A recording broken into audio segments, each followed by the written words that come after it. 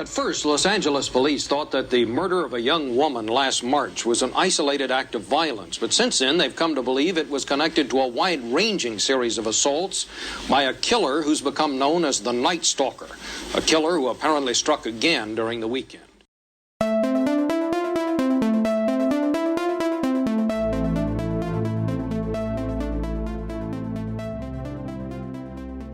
Over a period of 14 months, Richard Ramirez, aka the Night Stalker, killed 13 people and attempted to kill 5 more across California. In a span of 1 year, between 1984 and 1985, Richard Ramirez kept LA on edge with his murderous rampages. Today, he is known as one of the most notorious serial killers in history. On today's episode, we talk about Richard's childhood, dark journey into a life of crime and Satanism. We also talk about his trials and the women who fought, loved, and admired Death Row Romeo. The paranormal aftermath.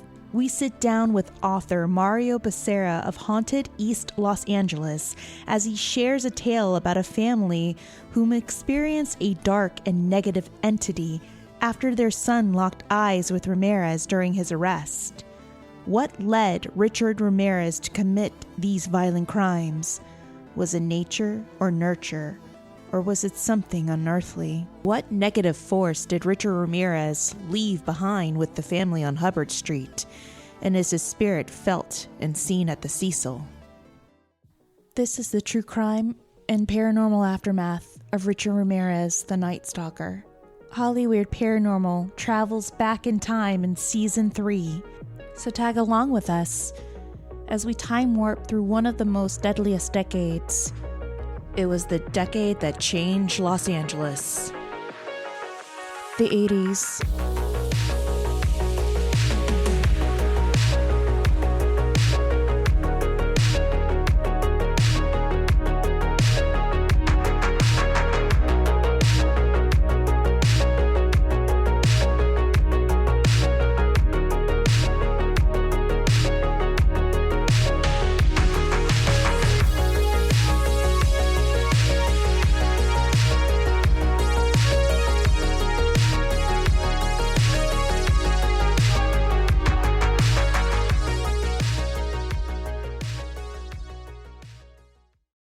Side note, please excuse the volume on our interview with author Mario Becerra.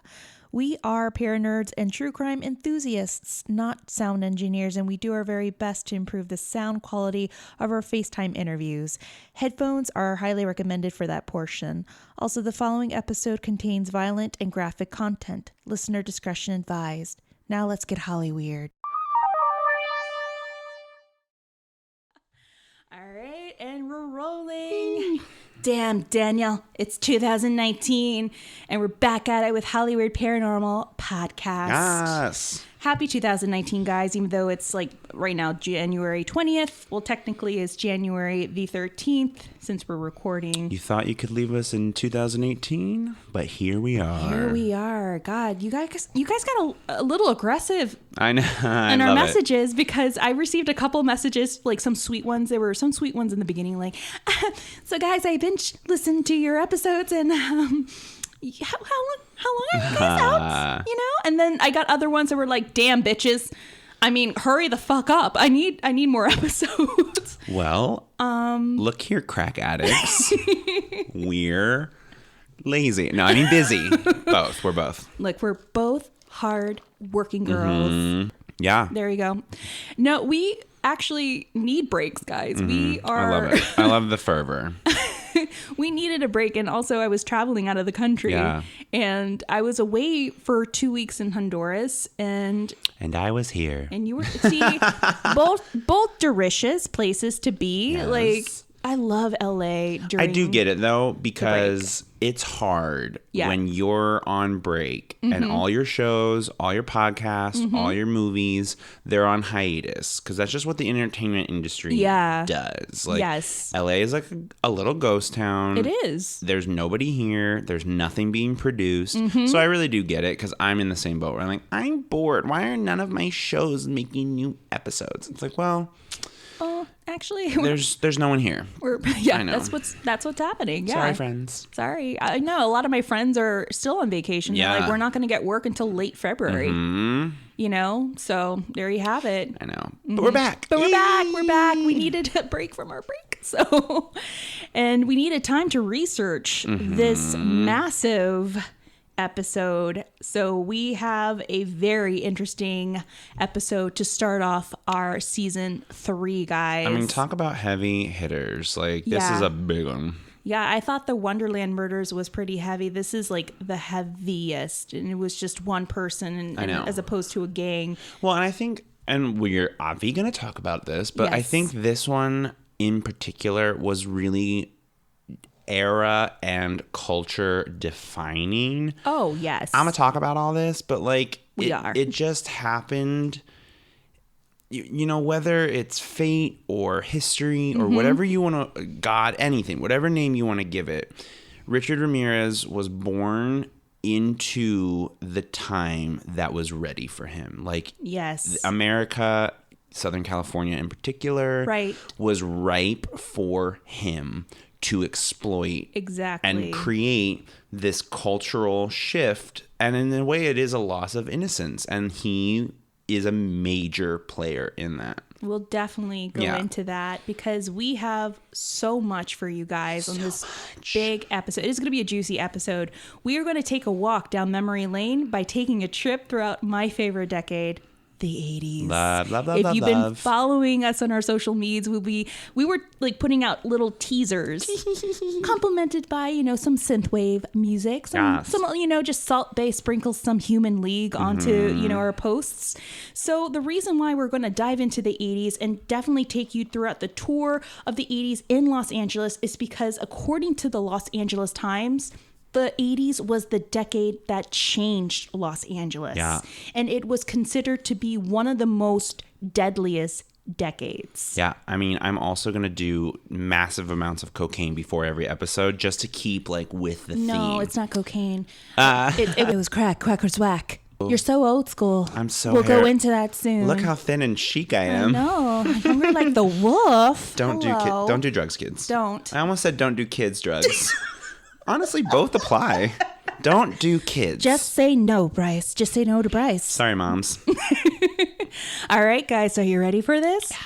So we're going to take a trip to the 80s, guys. Then we're going to go and dive into the biggest ocean and swim with this nasty, big-ass fish, Richard Ramirez, the Night Stalker. We're going to go into his childhood, his upbringing, because that's very important. I know. And go into his life of crimes and the circus that was his trials and the people that flocked to pine for his attention. We are going to talk about Death Row Romeo, because towards the end, the Night Stalker was given a different name, Death Row Romeo, because he had a slew of female admirers, and we'll go on a huge I was saying, in case anyone thought New Year, New Us applied to our perchant feminist rant, I will be going on a feminist rant, the likes of which you have never seen. Exactly. Happy 2019. Clink, clink, clink, clink, clink, clink, clink. Oh, it's fine. So guys, grab your fanny pack, slip into your favorite jellies or your LA Gears,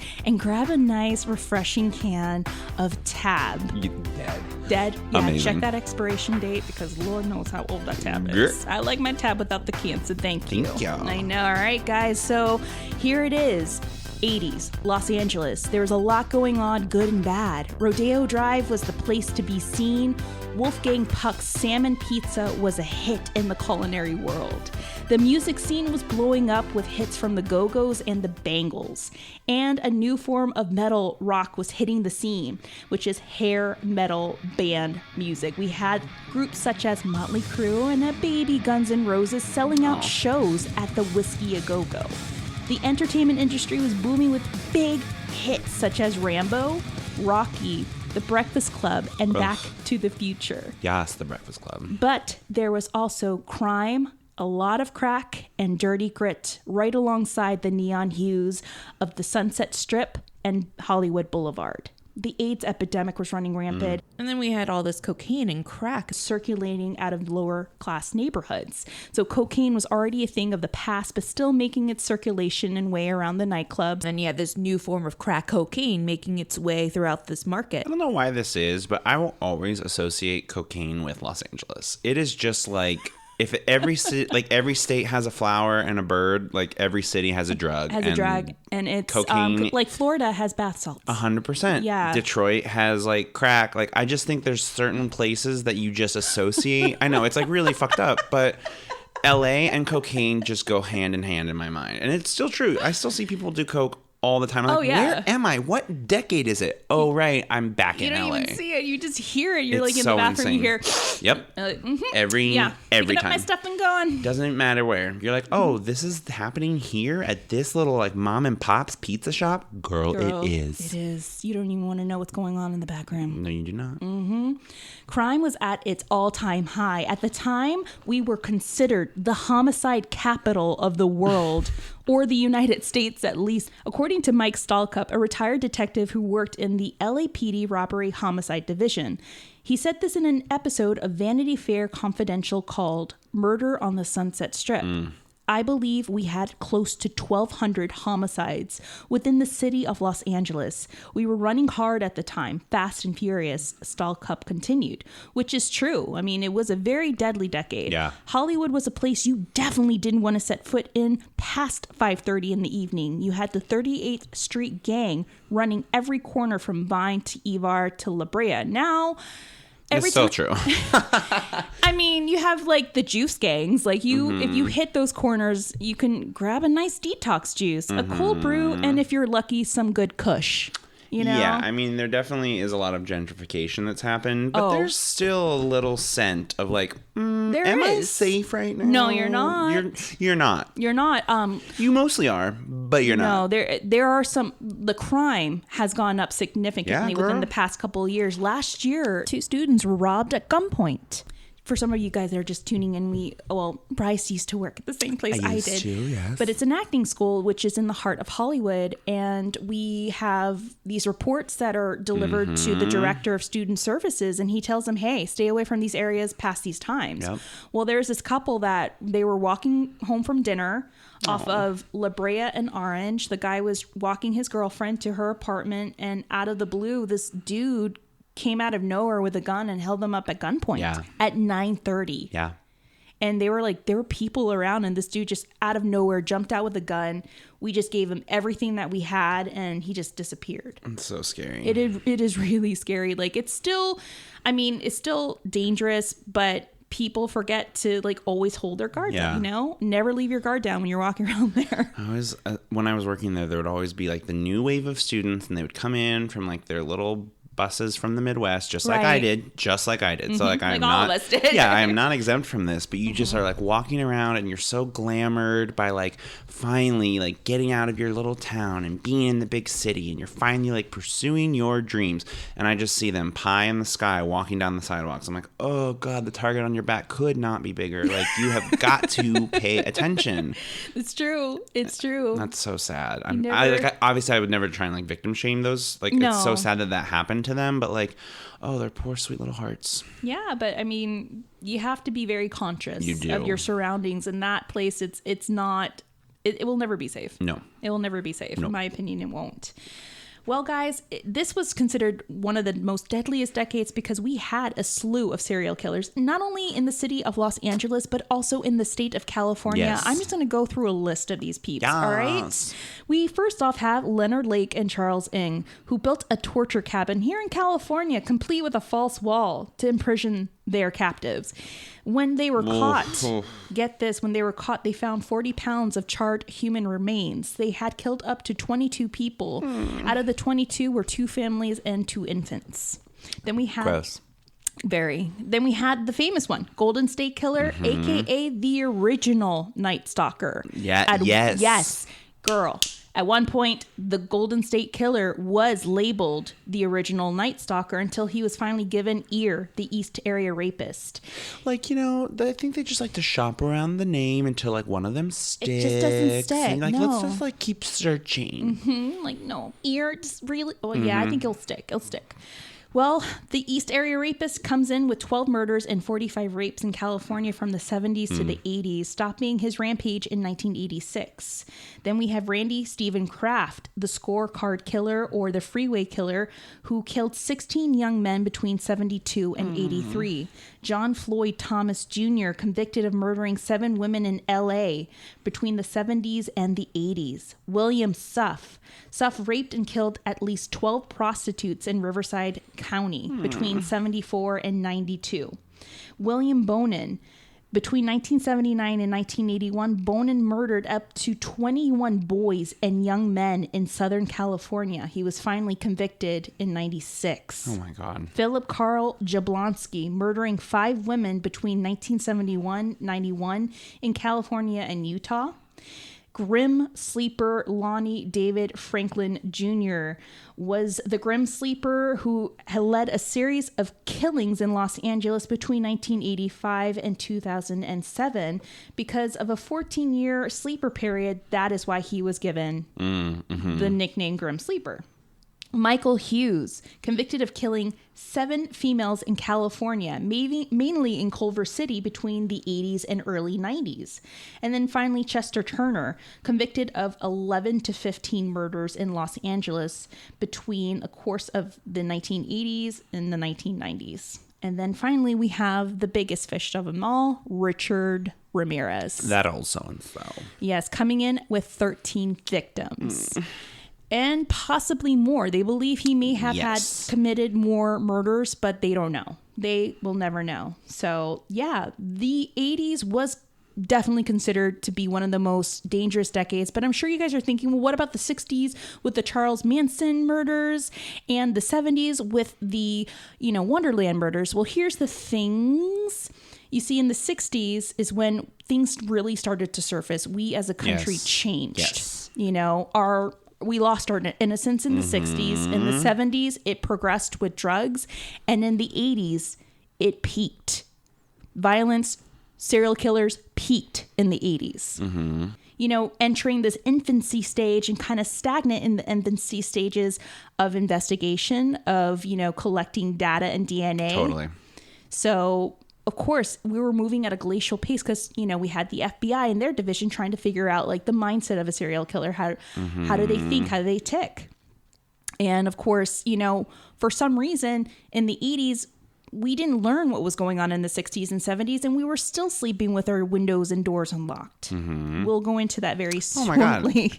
As like a child of the 90s, like there are things that my parents had us like let us do that are like, that would be like borderline child abuse now. Like, not really. Like, I had a very idyllic childhood, but we like lived in the country. And so like, we just kind of like roamed free. Like one time my sister and I just decided that we were going to like walk along this one tree line behind the cornfield on our house. And we ended up walking like 10 miles through like corn and like woods in Ohio just to like see where the path led. And we like found this cool little river. And like, can you imagine just not knowing where your children were for like a 10-mile hike through the cornfield? No. Like, we were gone all day and like kind of came back like a little late for dinner. And my parents were like, where have you guys been? Walking. Yeah. And they were like, oh, like, tell us about it. I would call the FBI. I'd be like, my children are gone. That would have been my mom. They have been abducted. Like, I would lose. My dog, like, goes around the corner in our fenced-in backyard. I'm like, I can't see him. Where is he? Like, no care. They were just like, oh, I'm sure they're fine. No, we could have been dead. We would never do that. My sisters and I would never do that. Look, we grew up with a strict Spanish mom, so we fear We fear two things: the chancla and la faja. All right. And what's la faja? Oh, the belt. Dead. Oh my God. Yes. Girl, it's like Amazing. You had one. If we were in trouble, like you had one option. What you want? La faja or the chancla? My dad could rip his belt off and fold it in half and spank you in one motion. It was terrifying. Oh, I think my mom did that once. Yeah, it's amazing. Like, you always like think of your parents. Like, people are gonna call and be like, "Are y'all okay? Like, do you need help?" Millennials listening to this are like, "What? Yeah, no, that's child abuse. No, that's how you were raised." Let me tell you something about the South. Like, I don't know, girl. But like, you would always like. I kind of always thought like, especially my mom. I was like, they're not like stronger or faster than me, like 8-year-old me. And then they would do these things that were like Olympian feats of athleticism to punish you. I remember one time my mom like hurdled my entire bed, and I was like, damn, she just like cleared the world record. Like, no shits given. She like one leap cleared my whole bed. And I was like, damn, I'm dead.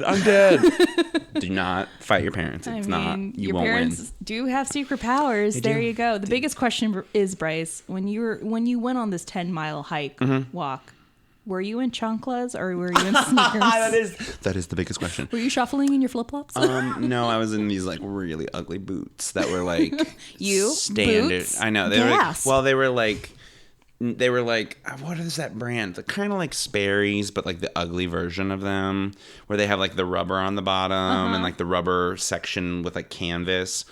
I don't know. I can picture them so clearly in my mind. I'll have to look it up. But I mean, we had La Faja and La Chancla, but I had style at least. Oh. I had matching windbreaker suits. Oh, so did I. That was it. It was great. All right, guys. So we're going to enter the early childhood of Richard Ramirez. He was born Ricardo Leyva Munoz Ramirez in El Paso, Texas in 1960.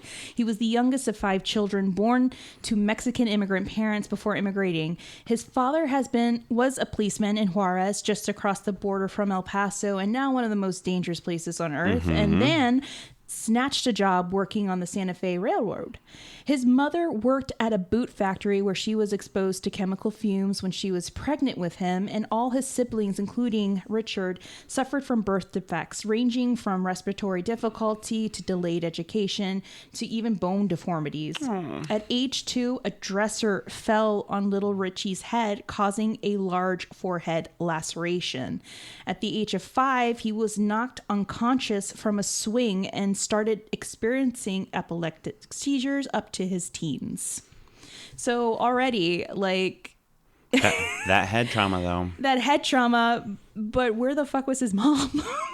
Well, with 5 kids, like, I just feel like you're on your own. Good luck. Obviously. Especially at this time, like the 60s, like... You got to make it work. Like, if you survive, good. If not, we got 4 more. Like, Exactly. So Richard's mom, in an interview, mentioned him as being a very happy child, always laughing, normal, quiet at times, but very sweet. Even his classmates recalled him, being a very active kid. He was a fast runner. And yes, they also brought up, his epileptic seizures, And within time, his father started drinking and started beating his family. So this was another, situation that Richard was also placed in, is he witnessed his father beating his mom, beating up his siblings, and he also endured that violence as well. There was also a rumor that Richard may have been sexually molested too at, I think it was at a school. So apparently, according to one report, Richard and one of his middle brothers were sexually assaulted by an instructor, a special education instructor in one of these institutions. And Richard Ramirez in one interview mentioned that never happened to him. Yeah, it happened to my brother, but it didn't happen to me. But a lot of psychologists state that it may have most likely happened. So that could have been another turning point in his life as well, another crack in the foundation. And then as he's growing up, he has another amazing big brother, this parental figure. You know who I'm going to talk about, the cousin who taught him how to kill. Could my eyes be rolling any further in my head? What a nightmare. Both. All right, guys. So Ramirez's older cousin Mike was a U.S. Army Green Beret in Vietnam who returned from that nihilistic bloodbath to proudly regale young Richie with stories of raping and murdering Viet Cong women. Mike even showed Richie the Polaroids he had taken of his victims, including one shot where he hoisted the decapitated head of a woman he raped. Apparently, Richard didn't realize this was probably something that should have been reported to the police. Instead, he was fascinated and enraptured by Mike's stories and thought it was really cool. Right, like cool. older cousin Mike, like, is telling you that this is like what this he did, is good, and you want to be like, I want to be like Mike. Mm-hmm. And this is something that not only Mike did, but I mean, it was documented that there were some U.S. soldiers that went crazy during Vietnam, and they did commit these acts. They would go to these villages of, these Viet Cong villages and just massacre them. And another not great time in our history. Not a great time, but the Viet Cong were also doing that to our soldiers as well. It was just the whole thing. Just what a cluster. There were some soldiers that just went AWOL, and Mike was one of them, pretty much. That just breaks my heart. As an eerie foreshadowing of Richard's later nocturnal murderous forays, Mike would take him out to the desert and train him how to kill animals with knives and guns. Mike, who was unemployed and married, would often sit around all day with Richie smoking weed and sharing tales of his violent rape sprees in Nam. Then on May 4th, 1973, his wife Jessie confronted him about being a lazy pothead who needed to get a job. Richard watched. Mike pulled out a .38 revolver and shot his wife dead in the face, splattering Ramirez with blood. Mike received a reduced sentence because it was determined he had PTSD from Nam. Richard retreated into his own head, smoking weed and visiting cemeteries and studying Satanism. So already, this to me was the pivotal point. This is where I feel this was his turning point as a serial killer, because.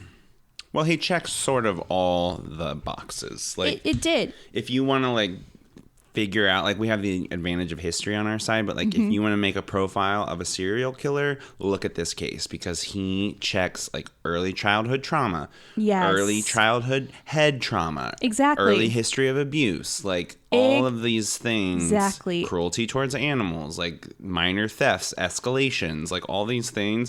Tick, tick, tick. He checks all the boxes. But here's the thing that people really didn't understand too, is that he was 13.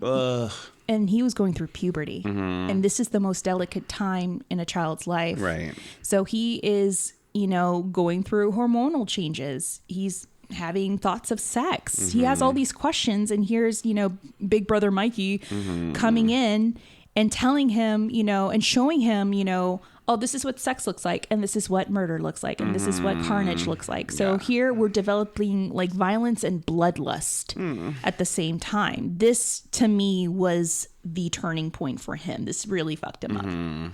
So after this whole fiasco with Mikey, Richard is then sent to live with his sister and brother-in-law.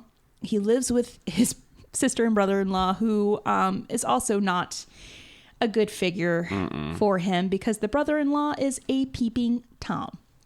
So during his peeping Tom sprees, he would take Richard with him and show him, his peeping Tom ways. He would show him where to stand, where to go. What the hell? How to like spy on these individuals. And Richie just pretty much followed his lead. Like, could you imagine if he had just like one good influence in his life? Like, goddamn. Like, hey, friend, like, let's go peeping Tom. Like, I'm sorry, what? What? Did you mean play racquetball? No? Okay. Nope. So to Richard, this was exciting because he was able to see these people, but they were not able to see him. Now he has dropped out of school. He dropped out of school in the 9th grade. Ramirez was soon later arrested for the first time in 1977 for marijuana possession. He soon moved to California, progressing to cocaine addiction, burglary, and cultivating an interest in Satanism. He was also working at a Holiday Inn, and he was, I guess, in charge of like monitoring all the rooms. And what can go wrong there? There was this one couple, and it's a husband and wife. They're coming into the hotel for a couple of nights. So Richard is enamored with the wife, begins to spy on her, stalk her, peep on her. One evening, the husband is moving the car, and the wife decides to take a shower. And Richard decides, okay, I'm going to break into the room. Richard has the master key to all the rooms, so he breaks into this woman's room. As she's showering, he pretty much opens the curtain, grabs her, and starts to... Well, he tries to rape her. Mid-rape, the husband comes back and is able to grab Richard and beat the crap out of him and was able to call the cops. So he was then later on arrested for attempted rape. Now they dropped the charges since they were out of state and they didn't want to go through with any of the proceedings. Mistake. Big mistake. Go through with the proceedings. So that really shocked me. They wanted to drop everything. It's like, they probably just wanted to forget. That's what it was. Which is really sad. Yeah. But like, oof. He travels to San Francisco. He hangs out with followers of Anton LaVey. So already he's taking notes down and, collecting these many wonderful learning curves of Satanism. And there was even rumors that some of the people that he was hanging around with did some rituals. So right there, he is picking up and practicing Satanism. And then later he's arrested for the third time in Los Angeles for auto theft and in 1981 and again in 1984, and noticeably began to neglect his personal hygiene. So at this point, people are saying that around 1984 is when he was staying in the Cecil Hotel, because this is where he was able to get his drugs and his kicks off of Skid Row. So he would leave the building, go buy his drugs, bring prostitutes back to his room. They would do heroin together, screw, and then he would go out and commit theft. And then in walks his stages of becoming the Night Stalker. So you have yes, info on that, because this is where shit literally hits the fan in 1984. So just like a tiny little disclaimer, we kind of talked about this. This is like a really difficult case. Like, yes, for whatever reason, I find this one like incredibly unsettling. Like some of the other ones we've talked about leading up to this are also violent, but it's sort of like a distance that I can keep. This one I find particularly like jarring. It like turns my stomach. Like the descriptions of like what he did and like committed, I find incredibly unsettling. So that being said, I am going to talk about it. But like if you really want to Google like the gory details, you are like free to do that. I'm probably going to like PG them. Do you know what I mean? Because some of the things he does. I might put a couple of inserts. Definitely. Please do. I mean, what we're going to talk about towards the end during his trials is just the most shocking thing about this case. I mean, yes, the murders that he committed were extremely heinous and violent and completely shocking, but the people that like made up excuses for him towards the end it was the most shocking to me. And we'll go into that soon. Yeah. So like I'm just not gonna sit here and like read to you like and then like this thing he did, because it's like it's like pretty stomach turning. Yeah. I don't know. Like even as I was reading it, I was just like, Cliff notes. I can't say this word out loud. I'm just such a delicate flower, as we all know. So that being said, it's all on Wikipedia. So if you really need to know like what he did more than like what I'm saying, it's there. I'm just probably gonna like not everything. There's just like two in particular that I'm like, I can't talk about that. And this is one of them. So on April 10th in 1984, Ramirez murdered 9-year-old May Leung, or Leung. I'm not 100% sure how to say that. Sorry.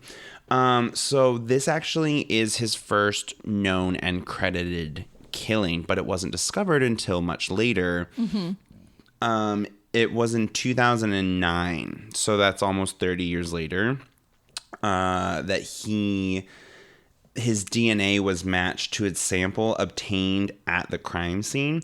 And actually, in 2016, I don't know if we all knew this or not, there was another DNA sample of like a probable witness to her murder. No. But they've never pressed charges because it's literally the only piece of evidence. There's no other evidence to support that. It's just most likely that there was someone else present, if not participating, then witnessing her like murder. Right.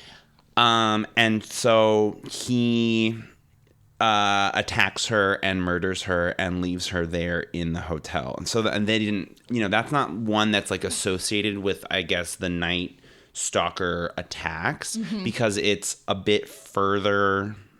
It's like a bit earlier in the timeline. but also it wasn't discovered or like connected until much later. That's why they believed that he had committed more. Yes, and that's the thing is like this is just the first one that they officially absolutely can connect him to. Like you said, 30 years later. Jeez. It's insane. I know. So that, again, like you were saying, this is an escalation. So then his first official, quote, Night Stalker crime, if you will, on June 28th, 1984, 79-year-old Jenny Vinkow was murdered in her apartment.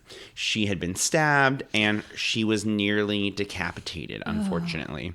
And this is not only the first murder, but his fingerprint is found on the screen to her home, like the window screen. Yeah. So they actually get evidence from the first one, which I find really sad because, like, oh, he's there. They have opened a window. I know. She had left a window unlocked. Once again. This was like his calling card was like exploiting people's benign trust. Like, exactly. This window's not locked. I'm gonna go in. So the next one on March 17th, 1985, so the next year, Ramirez attacks 22-year-old Maria Hernandez outside of her home, shooting her in the face and then pulling her into her own garage. She survives the initial shot because she shielded her face and the bullet allegedly ricochets off the keys in her hands. Like, someone's looking out for her. Oh, I know. So she survives, and her roommate hears the shot. Dale Okazaki, 34, hears the gunshot, ducks and tries to hide. And it's when he is rummaging through the house, she like peeks up and he shoots her as well. Oh, no. Unfortunately, she died. So then, within an hour of the home invasion, Ramirez pulls 30-year-old Cy Leon, quote, Veronica, out of her car in Monterey Park, which is very close. He also shoots her and then flees the scene. She is pronounced dead upon arrival. And it's the fact that there are two confirmed and one attempted murder within a single day that starts the coverage of what is happening. Because it's so violent and so quick that the news media starts covering it immediately. They do have a description of him. Right. And they basically have a description of a bulging-eyed, rotted-toothed attacker that they dub the walk-in killer or the Valley Intruder. Which, like, tiny little side note, maybe stop naming the murderers. It makes them seem like super villains. It's just like they're like celebrities. Yeah, stop doing that. We still do it. I hate it. I hate it. I like trying to not know their names if I can. I mean, now they would have an Instagram and 100%. A Facebook following. Hashtag the Night Stalker. Like, you know that shit would happen. Probably will happen at some point. There's websites dedicated to it. it. And it's so heartbreaking. Like, I always not to get like super political so early in the episode, but here we are. I just think we do a really bad job, especially with like mass shootings and like any kind of serial killing, and like it's this weird like morbid glorification of the perpetrator, and the victims kind of get lost. Like, honestly, like I can't name a list of victims like most of the time. Do you know what I mean? Right. But like you start saying these names of like these quote famous killers, and we all know them, and it's like, oh, it makes me not super comfortable. And I think this is the part of it is that the media latches on. It sells a good story. It does. They dub them this like really catchy name, and then it's like they're stuck in infamy. Hate it. Anyway, off my little soapbox. Thank you. So then, fast forward on March 27th, 1985, Ramirez enters a home that he had burglarized a year prior. Oh, no. So now we're in Whittier, and he kills the sleeping Vincent Zazzara, age 64. That's the other thing. The age range on these people is insane to me. Carrying on, he shoots him, and his wife is awakened by her husband's murder. She does try and defend her home. Of course. Which actually, I think, this is just purely my opinion, but I think her resistance, like, low-key enrages him further. Yeah, she was a tough cookie. She was, bless her. And so he attacks her very violently. And this is the other one that I will not be going into detail because it is super violent and super graphic. He essentially just mutilates her. She tries to get a gun from under their bed, and that triggers him. He shoots her, and he gets a knife from their kitchen and mutilates her. And actually, in the autopsy, it's shown that most of her mutilations were post-mortem. So it's like this weird rage fury that's like he already killed her, probably from the, like, when he shoots her. Yeah. But the anger is, like, taken over. He carved a letter T over her left breast, gouged her eyes out, put them in a jewelry box as a momentum, and continued to mutilate her body. So I'll say that for you, Brian. Thank you. Yeah.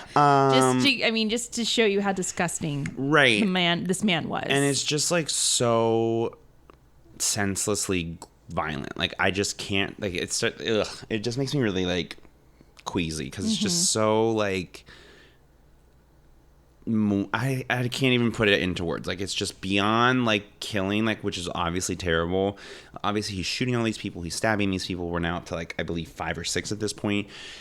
Not to take away from those, but this one in particular is incredibly, and his first victim, they're both so torturous and like violent. It's just really, well, of course, and like, they're female. Like, violence on women is still a thing, you know? Yes. It will always be a thing. I know. I hate it. It's sad. But this is another very important one. Aside from its extremely violent nature, this is actually the first time that he leaves a footprint, a pair of Avia sneakers, and the police are able to photograph and cast it. And this becomes essentially their first piece of, like, hard evidence to go on, and that they start linking these cases together because of this shoe print. They also found bullets at the scene that were matched to those found from the prior attacks, and they realized that they have, like, a serial attacker on their hands, which was now, like, kind of a new but known concept in the minds of, like, the FBI and police force and all of that. So they start realizing, like, oh shit, these things match. Like, this is a full-on thing. They're like, great, we have another one. Yes. And also the saddest thing is that their bodies were found by their son, which I hate. That is yeah, I read that the son came in the next day and had to see this. It just breaks my heart. It does. It really, I can't even, like, bring myself to ever, like, be put in that situation. And I think, man, I'm only hopping from soapbox to soapbox. No, go right ahead. The thing that's so sad is that when you hurt people, it's not them that are the ones that bear the brunt of it. It's those around them. Like, this person's life, discovering his parents, he's ruined. Like, you've broken him. Yeah. It's just, again, like, senseless violence, but... Don't worry, we'll go back on that soapbox again when we talk about the trials. Just starring our new podcast, Soapboxes. Soapbox. Fast forward, on May 14th, fast forward, like 5 whole days. On May 14th, 1985, Ramirez is now back in Monterey Park. So get our little map out of California. Yes. Bill Doy and his wife, Lillian, are attacked in their home.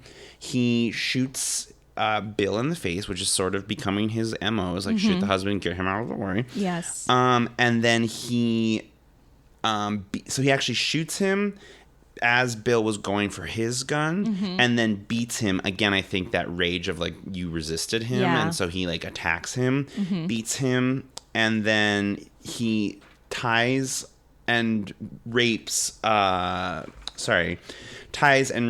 Lillian in the bedroom, and then ransacks their home, which becomes his other calling card. So kill the husband or attack the husband first, and then rob the home that he's attacking. Yeah, that's all from, you know, the education 100%. Of Cousin Mikey. It's especially the further he goes, it becomes very, like, repetitive, his pattern, which they all do. But the man is the biggest threat. Get the biggest threat out of the way. And then use, like, whatever. So unfortunately, Bill did die of his injuries while in the hospital. Oh. So, May 29th, 1985, Ramirez drives a stolen car to Monrovia, and he enters the home of Mabel Ma Bell, 83, and her sister Florence Nettie Lang, 81. These sweet little ladies. No. He attacks them with a hammer that he finds, and he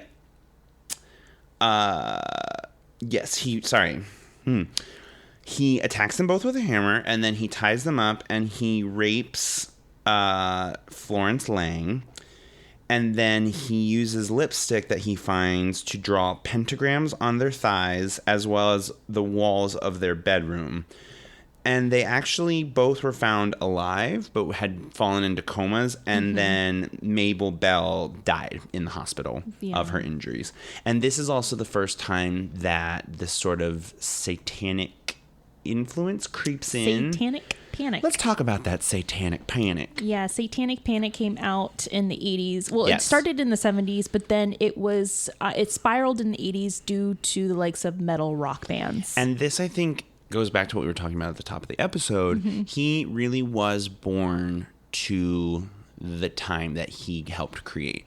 This, I think, now Satanism is kind of not really seen in the same way. At the time, Satanic Panic was not only very real, it was taken very seriously. So, like, the fact that he was, like, drawing pentagrams, and as we'll see as he moves forward, like, some of these things that he's making people do and things that he himself is proclaiming, they're not sort of, like, tongue-in-cheek. Like, right, we have Lucifer on TV, and, like, it's not, we don't view it the same way. Exactly. At the time, especially, like, growing up in a very religious upbringing, like, Satanic Panic was, like, real. Even in college, like, the 2000s, our professors would talk about things that were like textbook Satanic Panic, like 3 decades later, and it was 100% real. Like, they took it very seriously. A lot of people took a practice and just transformed it into violence. It's what it was. Because, I mean, I've seen some interviews of individuals who are part of the Church of Satan, and they're like, we don't do this. This is, look, we have a different viewpoint. Yeah. But these people literally took what we were practicing and blew it out of proportion. Yes, and I think he's the perfect example of that, but he is, like, the poster child of Satanic Panic. Like, this heathen is breaking into homes and, like, ritualistically killing people. That's not what he was doing, but that's what it looks like. You walk in and there's pentagrams everywhere. Right. Like, oh, shit. So, that was the first one. The next day, so now we're on May 30th. He drives to Burbank. Super close. It's fine. I love it. It's like 5 minutes away. No big deal. We're not on the border. It's totally fine. And he enters in the home of Carol Kyle. He bounds her at gunpoint and her 11-year-old son, which, again, like, you're ruining these children. I mean, you're ruining everybody, but, like, something about the children just, like, breaks my heart. Like, you don't unsee that. Like, you got to go to therapy. Yes, traumatizing. And then this is his other MO, the third one, is that he starts binding one member and releasing one member and forcing the released member to, like, give him a tour of the home and show him where the valuables are. Right. So he releases her while her son is bound and takes her and forces her to direct him to the family valuables. He then sodomizes her. He also tells her not to look at him and threatens her, saying that he will cut her eyes out, which we know he has done. He flees the scene. He binds them back together, throws them in the closet, but they actually both survive. So that is like a slight divergence, but it's because, in my opinion, my super professional opinion, that he starts this new pattern where one is giving, like, the tour of the valuables, and this is now his third calling card moving forward. Because one is giving him the control. 100%. He's listening to him. He's like, oh, good, all right. So, now, July 2nd, 1985, he drives to Arcadia, another stolen car. Again, look at his rap sheet. All these stolen cars, everything comes to a head. He enters the home of Mary Louise Cannon, 75. He enters her home, finds her sleeping, and beats her with a lamp and also stabs her. She is found dead at the crime scene. 3 days later, July 5th, Ramirez breaks into the home and now is in Sierra Madre of 16-year-old Whitney Bennett. He attacks her with a tire iron. So this is the thing that I find really interesting For a serial killer, he does not use the same weapon, which is a little different. I guess it's all physical attacks, but he uses guns and handheld weapons as well, which is like a little bit of a divergence. Yeah, it's his stealth mode, and we'll go into it too because, and I'll touch on this too. He's a sociopath. People are like, no, he's a psychopath. No. Sociopaths they commit disorganized crime. He doesn't plan these crimes. He never did. It's always to what he is able to find in the home, which sort of dictates it.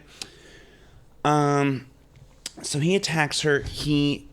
Case in point, is looking for a knife in the kitchen and can't find it. So he resorts, to strangling her with a telephone cord, but sparks emanate from the cord and she like kind of jolts and starts to breathe again. And he takes it as a sign that like God is intervening to save her, and he flees the scene. Good. Which like, I mean, thank God for her, right? I know. And she actually ends up having to get 478 stitches to her scalp, but she survives.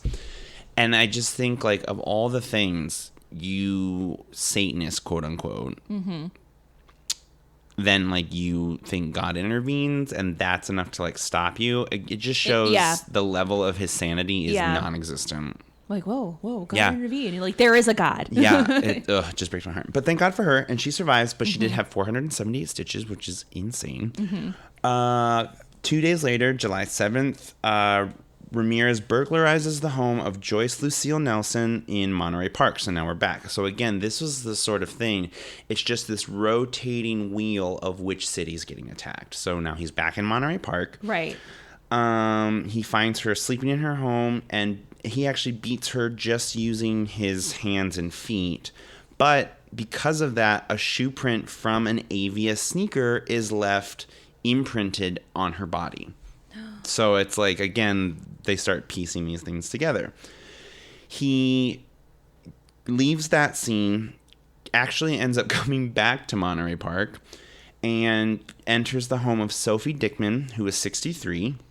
He assaults her, handcuffs her at gunpoint. He does steal all of her jewelry, and then allegedly has her swear to Satan that he has everything of value in the home. And so this is like, again, full-on satanic panic. Like, he made me swear to Satan. Love it. So now, July 20th, 1985, he drives another stolen car to Glendale. Again, super close. Right. Please leave us alone. He chose the home of Layla Needing, 66, and her husband, Maxon Needing, bursts into their room, attacks them both. He had a machete, kills them by shooting them in the head, and then mutilated their bodies post-mortem with the machete, and then again robs the home. So now a full-on pattern has been established, like attack, imprison, burglarize. Right. Sodomize is also sprinkled throughout there, but this one in particular that he just happened to not. But it's all very patternistic at this point. And that's not a real word, but I made it up. Trademark it. Yeah, right. So he actually sells those items from the Needing home almost immediately and breaks in. So this is the same day, July 20th. After selling the home or the items that he stole from them, he enters the Kovanath family, murdering the husband instantly, and then attacking the wife, raping her, beating her, and sodomizing her. He binds their 8-year-old son and then drags her around the house, making her swear to Satan that she wasn't hiding anything from him of value. So again, full pattern at this point. August 6th, 1985, Ramirez drives to Northridge, like just everywhere. Like we're within like spitting distance. Just 45 minutes. And this is little sidebar. This is why people start getting so panicked, because if you've never been to LA, it basically is all these cities that have grown so quickly that they just merge into one big city. So like there's not how it is in other parts of the country, for example, Ohio, where I grew up, where it's like Cincinnati, 2 hours north, Columbus, 2 hours north, Cleveland, with like space and farmland in between. All of these cities are touching each other. It's just Los Angeles. It's just a long commute. It's just, but like all these cities are back end to each other. So it's not like he's in Burbank and then he's all the way, like, he's in the next city over. But that means, like, the distance of several neighborhoods. It's, like, too close, too real, too similar. Like, that's our family. Like, that's my situation. This is why I want to stay in the city. And this is what I tell my husband. It's like, look at what's going on. This happened in suburban areas. Not in the city. I think that's part of the reason why it, like, really unsettles me, too, is, like, some of his later victims, which we're getting ready to go into, are, like, my age, like, in their late 20s, early 30s. Right. And for whatever chauvinistic reason, I always am like, oh, I'm fine. I'm a big guy. No one's going to be able to, like, overpower me or attack me or, like, break into my home. And then he has these victims that are coming up, actually these next ones, that are literally my age and are like my situation. And I think that's part of it, is that it's so unnerving. And I can only imagine at the time you're hearing these stories on the news and you're like, I mean, that's my family. We have an 8-year-old son. We fell asleep on our couch. Like, we forgot to lock our door. Yeah. Too close. And it's like Burbank. That's one city over. Yeah. Ugh. Okay. Moving on. I'm fine. I'm clearly handling this very well, as you can tell proud. from my little, like, shaky voice. And I'm sure our listeners are like, we're very proud of you, Bryce. Yeah, they're like, grow up. I'm like, I can't. I just can't. So let's see. He drives to Northridge around August 6th, breaks into the home of Chris and Virginia Peterson. Virginia, 27, wakes up she hears him, and he shoots her in the face, and then shoots Chris in the temple and attempts to flee. Chris actually ends up fighting back and avoids 2 more shots. They actually both survived their injuries, thankfully. August 8th, 1985, so 2 days later, Ramirez drove to Diamond Bar and enters the home of Sakina Abawath, 27, and her husband, Elias, 31, which is how old I am. This is the one that, like, sort of unsettled me, I think. They all did, but whatever. He enters the home, instantly kills the husband, Elias, and handcuffs and beats Sakina, forcing her to reveal, and now I'm a broken record, the location of the family's jewelries. He rapes her, he sodomizes her, and he makes her swear on Satan that she wouldn't scream and that this was everything that they had. The 3-year-old enters the room. He ties the child up and continues to rape her, again, ruining his child's life. When he leaves, she unties her son and sends him to the neighbors to get help. She survives. They both survive. The husband does not. Ramirez has now started following the media coverage of his own crimes. Right. Like, again, I think the media does as much or more damage than well, they can. our mayor didn't help any at all when she went, and stated for the record in front of cameras that she had all this evidence collected from the police and the FBI. That was the whole ordeal with the shoes, his Aria shoes, which he ends up throwing over the San Francisco Bridge at one point because that's how they were catching him. Like, I love Dianne Feinstein. Yeah. She's done amazing things, but she has. Girl, what were you thinking? I know, and they were pissed. They're like, oh, they were mad. They were really at mad, her. and because of her, he was already inching one step ahead of the authorities. So that actually is the next one, is that because he's following the coverage, he goes to the San Francisco area. He gets out of LA and he enters the home of Peter and Barbara Pan on August 18th. He shoots Peter in the temple. He then beats and sexually assaults Barbara, age 62, and then leaves her for dead using lipstick to scrawl a pentagram and scrawling like satanic ritual or phrases on their walls. They then discover a shoe print from the Pan home matches the Los Angeles attacks. So now they realize that he possibly has moved. And like you're saying, Dianne Feinstein. Yeah, that's when she goes on. She has her press conference and divulges that information. Girl, what are you thinking? And they're like mad. The detectives are like pissed at her. What the fuck, Dianne? And I get it. I'm sure she thought she was like doing a service. Well, like we know that he's here. Like this increased coverage will like scare him. Right. It informs him. And so he actually finally throws all away his shoes that have been linking the Avias. Throws them over the Golden Gate Bridge. Très dramatic.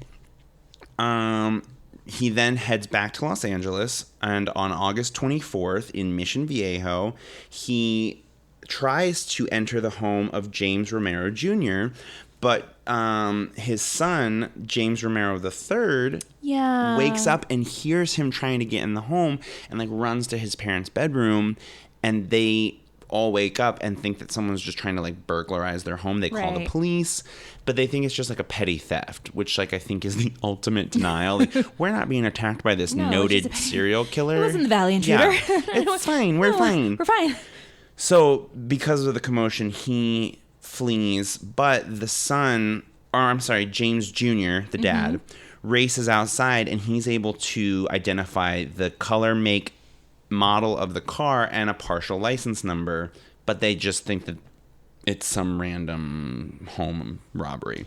Yeah. It was not. No, but the son actually caught a glimpse of him. Right, and so this... Yeah, because he plays a part in the trials, too, and you sweet could go... baby angel. I know, he was so sweet, and he was so, like, focused.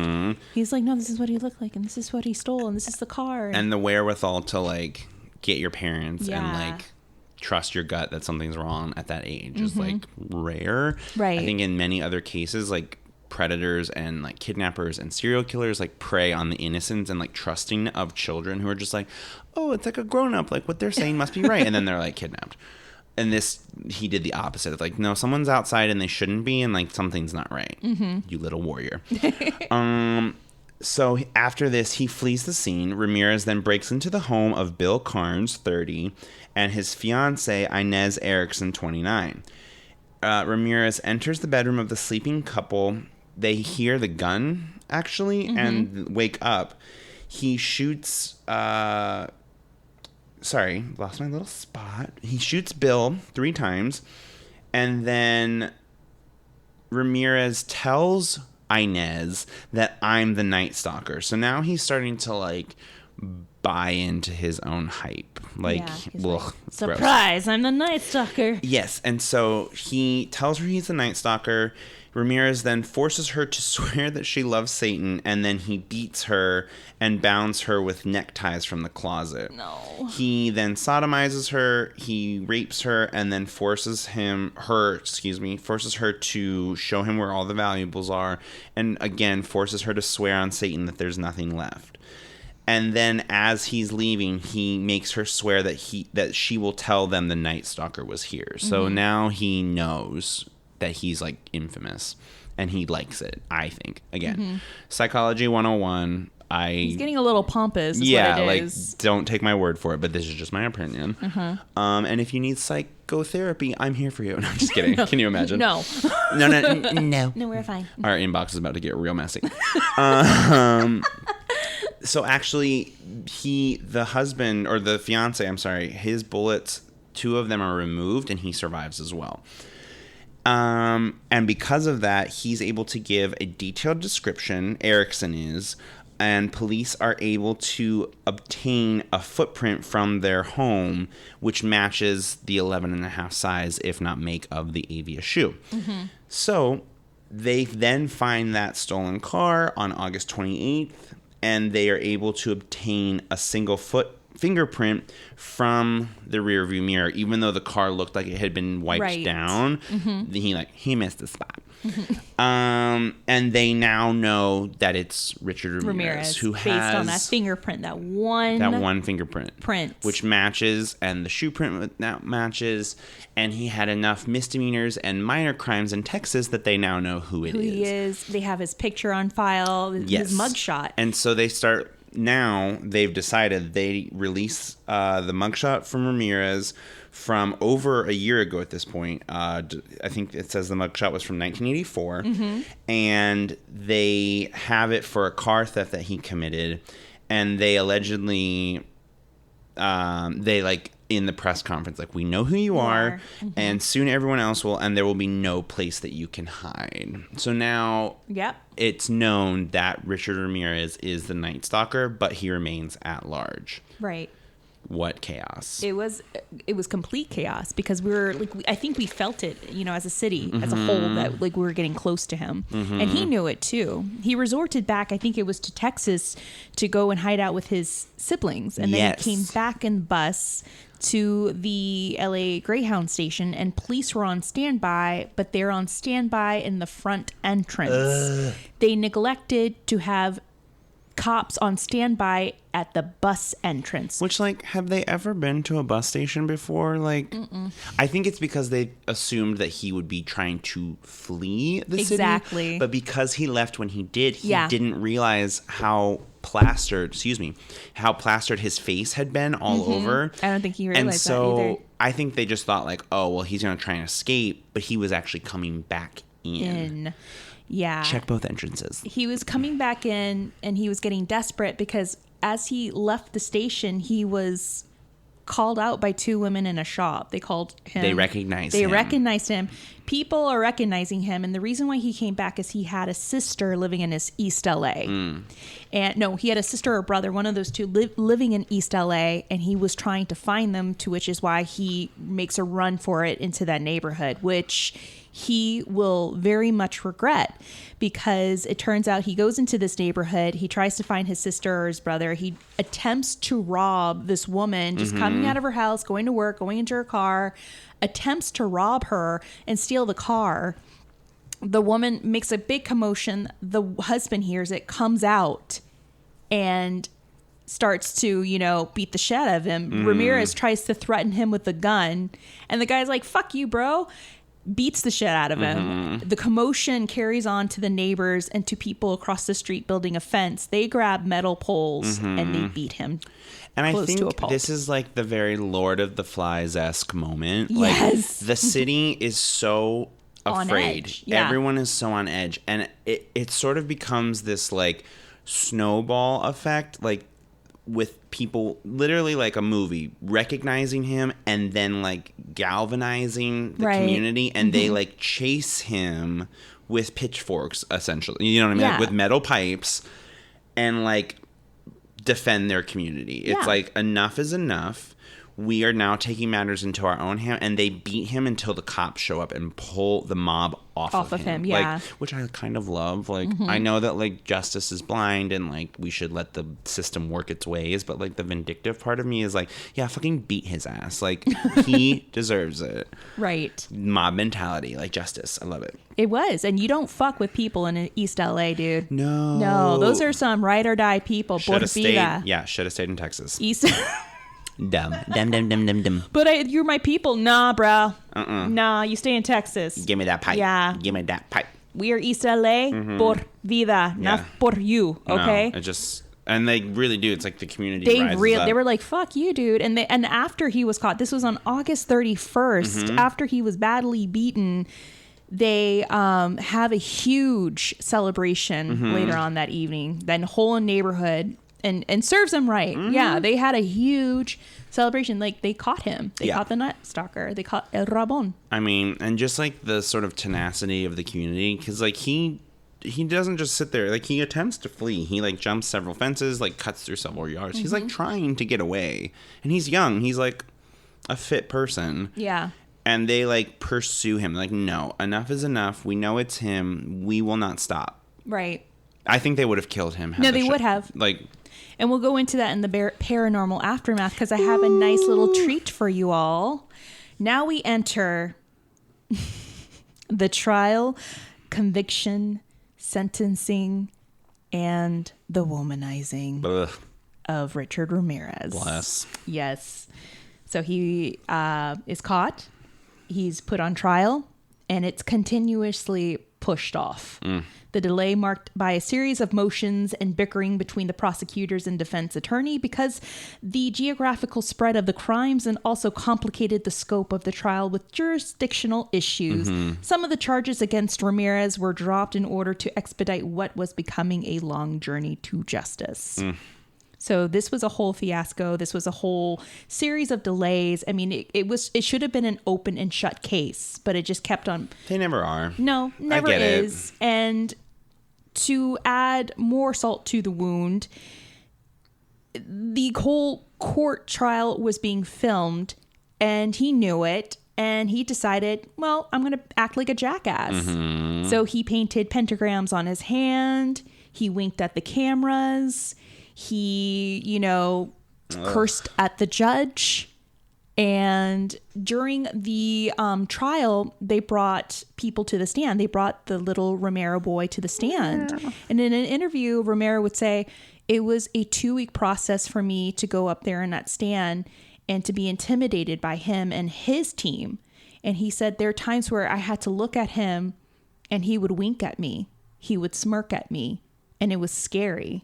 Oh. Yeah, poor little kid. But he's like, I fought through it. Mm-hmm. And what was even more shocking is after the coverage of his trials, of his fiascos, of his smirks and smiles, were his fans coming into light. Ugh. And this poor little Romero kid who went on the stand to testify was even getting death threats from his fans. What is wrong with people? Richard Ramirez's fans. He already started having a big fan club. People defending him. People threatening this little boy's life. Saying, like, if you go and testify against Richard, we're going to kill you. Like, sometimes... What the fuck? I see these stories of, like, I don't know, good things. And I'm like, oh, like, maybe humanity's not so bad. But, like, low-key, yes, we are. We're the worst. We get, like, everything we deserve. And, like, why are we such a garbage species? Like, yeah. The fuck? Mm-hmm. You're going to threaten a child. Yes. My faith has in humanity plummeted after reading people reports will always of disappoint this. you. Like, it's just so sad. Yes. Well, sure enough, there was light at the end of the tunnel. Yes. He was sentenced to death. Thank goodness at San Quentin prison, but it didn't stop the people, his fan club, to still make a big commodity out of this guy. Mm. So, yes, guys, be prepared. We're going to go a bit on our soapboxes here. So, I mean, if they've made it this far, then they know that this is Soapbox Island and we are lifelong residents. So the Night Stalker is now given the name Death Row Romeo. During the trials and after the trials, he had a slew of women pining for his attention and his affection. So women were coming to the courthouse trying to go into, the court hearings. They were having fights outside of the courthouse because they were jealous of who had most attention from him, who was writing him the most letters. I cannot get a second date. Let's just, not to, make this all about me, but what the fuck? People are like, oh, being single in Los Angeles is not that hard. Yes, it fucking is. The Night Stalker has more action than me. What the fuck? I know, the Night Stalker has more followers than me. Yeah, literally. Seriously. If someone wrote me a letter, I think I would black out. I'd be like, what? You took the time to sit down and write me a letter and send me a picture? Just ugly weeping. That was another thing. He had bags, not just, several envelopes. The man had bags of letters from admirers and women who sent him pictures of themselves in provocative, garments and poses. We're going to post this on our Instagram. There's a story on A Current Affair. This is an old show that was big in the 90s, but they did an interview on these two women. One was an ex-porn star and one was just fucking crazy. Oh, and they fought. They were the two that fought in front of the courthouse. Jesus. And both of them felt the need to come to the courthouse and plead their love for this man. And fight each other for this man. And the news reporter was on it, and I applauded him. He's like, what is wrong with you? And I don't get this. I mean, first of all, moral baseline, you're a bad person. He did these horrible things and you're justifying it, or ignoring it, whatever it is that makes it so that you can think that you're in love with him. Not okay. He did the things that he did. Second, and this is the much pettier of the two. Right. He is gross. He's disgusting. You don't like. Here's the thing, and this is gonna make me sound like a crazy person, but He like was Charles hexed by- Manson, I like low key get it. Mm-hmm. He's charismatic. He is dirty but handsome. Like it's different, kind of. Whatever. I sound crazy. I don't know. I have to disagree because Richard was charismatic. Yeah, charismatic is maybe not the thanks to the media. Yeah, I just mean more like he's so foul looking. Like his mouth is rotted. Like that was the thing that all the victims that survived talked about. His breath. He suffered from halitosis. And like his teeth were literally rotting out of his head. Like, and you see that and you're like, ooh, swoon. I'm here for it. What? I don't get it. Again, this is really, so petty comparatively. No, it really bothers me. Mm-hmm. And I will go on a rant about it. Sorry, guys, if you want to time jump into the paranormal aftermath. But I really invite people to really message us. Like, what really irks me is when I see people with tattoos of serial killers on their bodies. Oh, when they wear it on their shirts. It's like, I would love to see Becky with the Dahmer or Becky with the Ramirez tattoo. Is that something that people really do? They do this. I was unaware. There was an article that I found on one of my favorite podcasts, Hillbilly Horror Stories, on Facebook. This girl posted this article of this 25-year-old girl who had the bite mark of Ted Bundy that was left on one of his victims of the FSU massacre. Jesus. She found the post-mortem of the bite mark, took it to a tattoo artist, and had that bite mark tattooed on the same place as the victim. That is disgusting. So morbid. Already, thank you for making women look even more crazy. Sure. Sorry, not sorry, but what the fuck? I would like for someone to email me and explain this to me. Like, why do they think this is cool? I would love to sit down and see this interaction happen when one of those people wearing the shirt of a serial killer or has like the tattoo of a serial killer come face to face with the family member of the victim. Right. I think that's like what we were talking about earlier, where it's like this weird like deification I would of love to see that. The murderer, and then we like forget. Why do we glamorize the victims? it? It's so exactly. bizarre. We were talking about this earlier, and I get this. Like, we all have a fascination with this. Yes. I call this my pool theory. I have a pool theory. I'm going to trademark this. Mm-hmm. But this is, hear me out. Here's the things.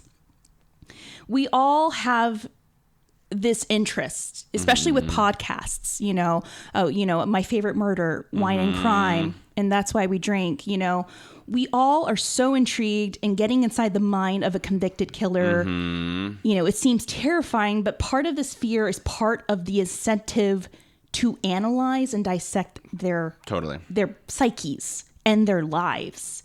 It's a way for us to touch the darkness, this fear, without fully losing ourselves. To me, I look at this fear like a big black pool. There's some of us that like to stand afar and observe this pool. Whoop, whoop, whoop. Here I am. Then there's us who like to do podcasts. Yeah. You guys that like to listen to these podcasts, and we're all for it. Where we're the type that we will go to that pool, dip our toe into that water, hell, even sit on the edge of that pool and dunk our legs into the water without fully immersing ourselves 100% into the darkness. But then there's bitches like Becky with, these serial killer tattoos or the serial killer t-shirts who would take off their clothes and fucking deep sea dive into the deep end of this pool. Losing herself into the abyss at the same time losing her own damn humanity. Yeah. And for us that's sitting on the edge, dipping our toe in the water, we're not going to fully submerge ourselves into that deep end. Their boundaries. Yeah. I got my little water wings on. I'm going to float. I got my floaties on. Yeah. Yes. But I mean, I do not get that. I think it's disgusting, and I think it's such a big disrespect. I really do. Yeah. I know. But don't do it, y'all. In the long run, it turns out that there's always someone for everyone. While convicted. Apparently. Jesus. While incarcerated, Ramirez married one of his supporters. Again. 41-year-old Doreen Leoe in 1996 became his wife. His long-awaited appeal finally made it to the California State Supreme Court in 2006 before being rejected. Good. Ramirez eventually was linked to more vicious crimes. Like we said before, in 2009, a DNA sample connected him with the April 10th, 1984 rape and murder of a 9-year-old girl. After nearly 24 years on death row, Richard Ramirez died on June 7th, 2013 at the age of 53. From complications related to B-cell lymphoma. According to San Quentin corrections officers, Ramirez's death came shortly after he was taken to Marin General Hospital in Green Bay, California. He was literally the color of a highlighter green marker. Like, it was that bad. Damn. According to his wife, he was a changed man. Whoa. He was a loving man. But according to family members and friends of Doreen, they felt that she was a recluse who lived in a fantasy world. Doreen. Goddamn girl. Doreen. If you listen to any of her interviews, she's like Looney Tunes. Another one. Also, like, sidebar. I love the defense. Like, he's a changed person. I always just be like, and the fuck? Who the fuck cares? Like, whenever, like, and I am someone we've talked about this. I'm religious. Like, I believe what I believe, all these things. But, like, whenever they kind of try and gloss things over and like, well, I found faith, or I, like, changed, or I'm, like, remorseful now. I just be like, and so what? Like, it doesn't change the past. And, like, I guess that's not very... Especially his past. Yeah, like, I guess that's not very forgiving of me. But, like, I don't give a fuck. Like, I made a choice. And, like, I almost would... Like, I think, you know, there have been times where people have said, like, you know, like, I forgive for me. They're not good. They're not changed. But for myself, I have had to forgive. And I have so much respect for that because that says something about the forgiver. Like, that's them being a good person. But whenever people try and tell me, like, oh, they've changed, they deserve our forgiveness, I'm like, no. Nope. I don't give a fuck. Like, just because someone's, quote, changed, it doesn't erase what they've done. They still have their past that they must atone for. Sorry, but, like, I just find it so funny. And that, like, I love, of course she said that. Like, he's changed. He's so loving. No, girl, that doesn't change the fact of what he did. Like, like, what makes you think being married to this man, if he was to be released, that he's not going to do the same shit to you like he did to the other 13, 14 or plus victims? It seems like the most, like, the furthest possible conclusion you can follow of the mindset that we all kind of have of, like, well, I'll be the exception. I can fix them, or I can change them, or they're different around me. Like, we all do that. Like, God knows I've been in that situation where I'm like, oh, like, no, it's, you don't know how it is. Like, he's different with me. No. But, you know, whatever. Again.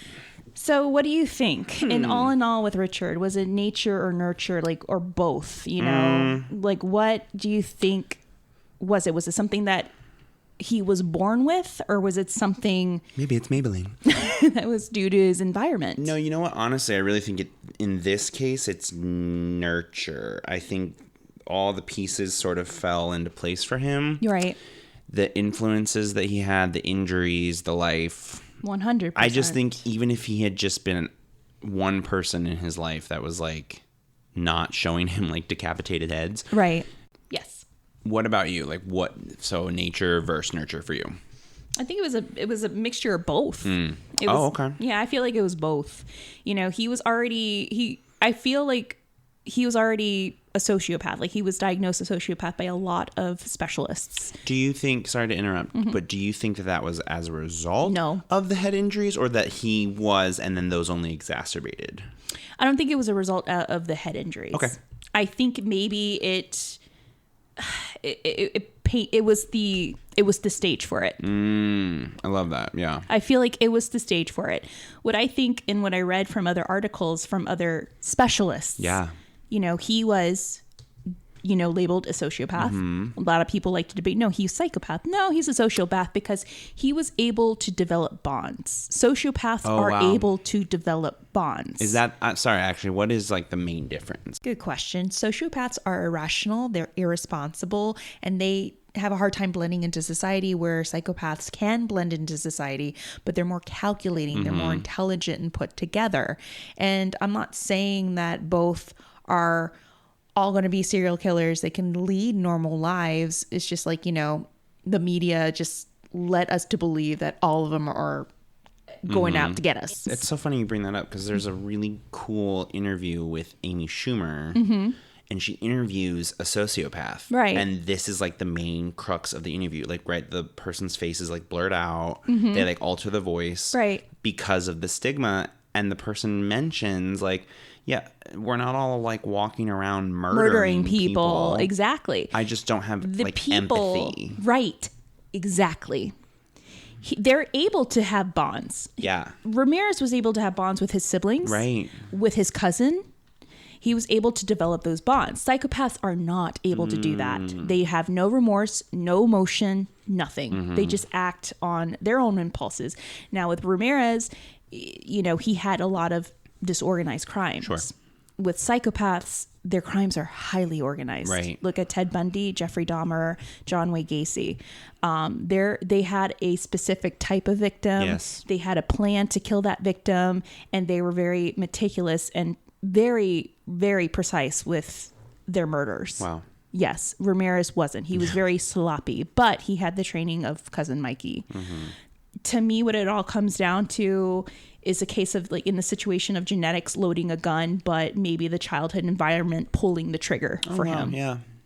That is what I think it was. It was just the crack of the foundation started with his father and progressed with his cousin, and what he was subjected to during his, puberty stages. Yeah. That was so important.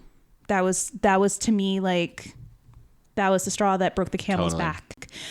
Well, guys, now it's time for the most important part. You made it. Of the podcast, of our episode. Yeah. The Paranormal Aftermath. I got to sit down and speak to Mario Becerra. Amaze. Who is the author of Haunted East Los Angeles. Mario Becerra and his cousin Victor Huesca were both the co-authors of this book. It is a very small book, guys. It's like a pamphlet. It's like a pamphlet. It's like 39 pages. I bought this book on Amazon, and I read it during my trip to Central America, and it was such a good read. I couldn't put it down. It's a collection, I think, of 4 or 5 stories of ghost stories that were collected based on interviews that they had done with people who live in and around the East LA area. Amazing. Yeah, so here it is, the interview with Mario Becerra. So guys, I'm sitting here with Mario. If I butcher this, please forgive me. Is it Becerra, right? Or Becerra? Yeah, Becerra. Becerra, of course. I should know this. I am half Spanish. So you are the author of Haunted East Los Angeles, a book that you written back in 2015. Is that correct? Or earlier?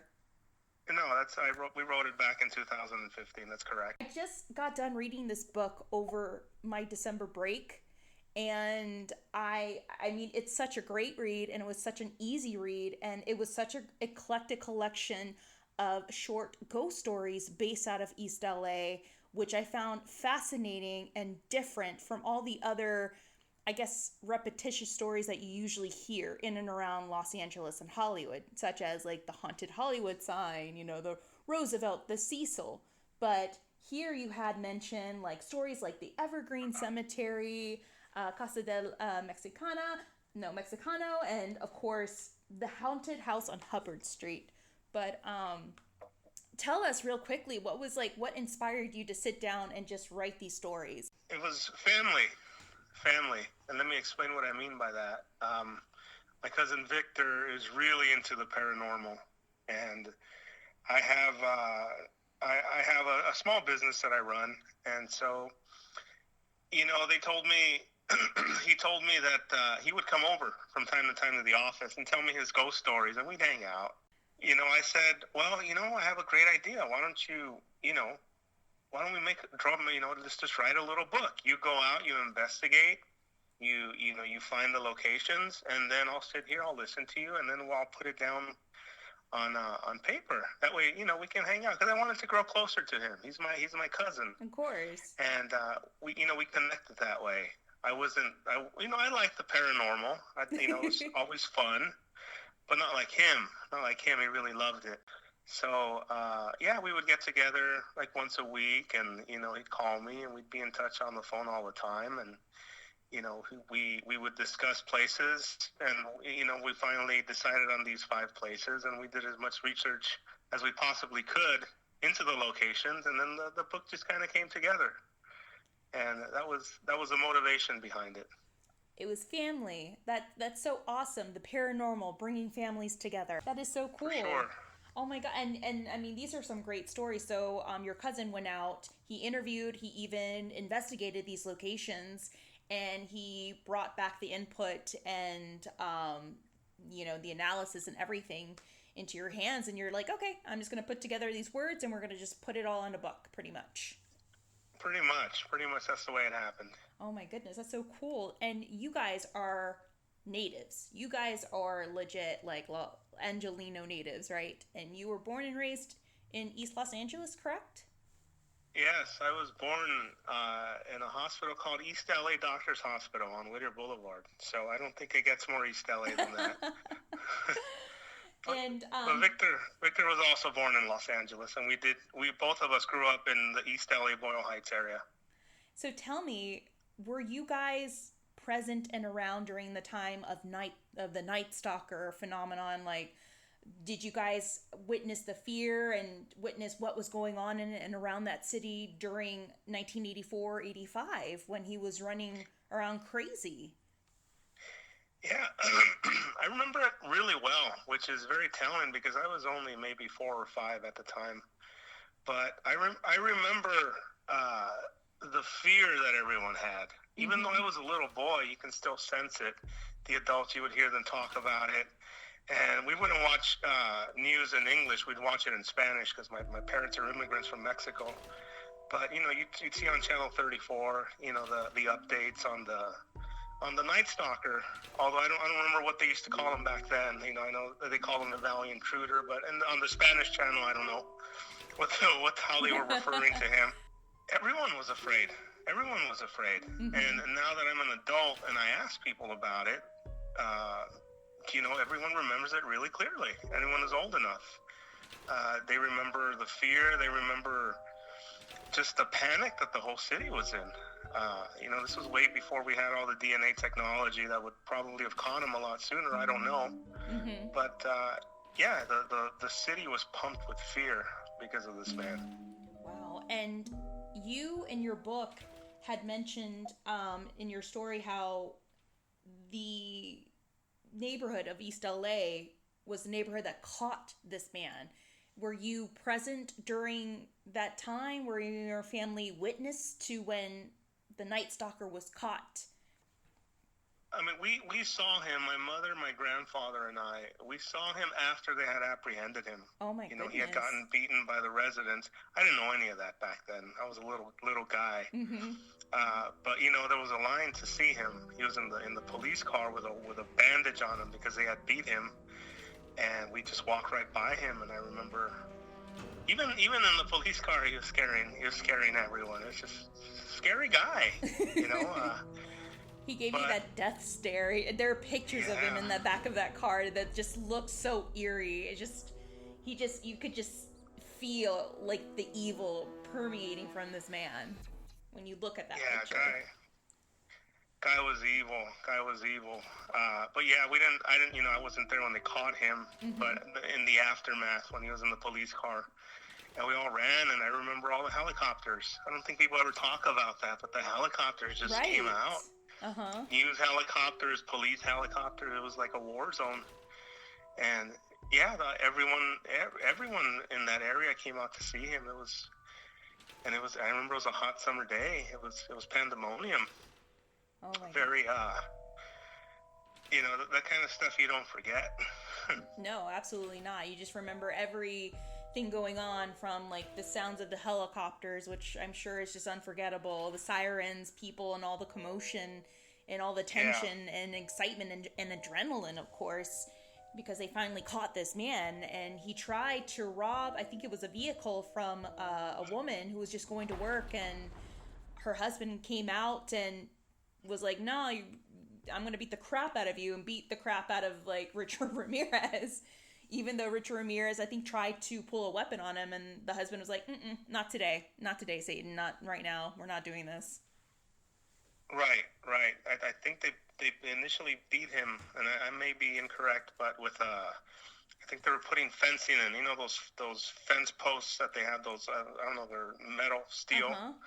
I think they yanked one of those out and just started hitting him with it. Oh, my God. And, the man, because the guy Richard Ramirez was trying to carjack, I think, his wife. Mm-hmm. And with the yelling, the other neighbors came out, and neighbors helping neighbors, and they just started to wail on him.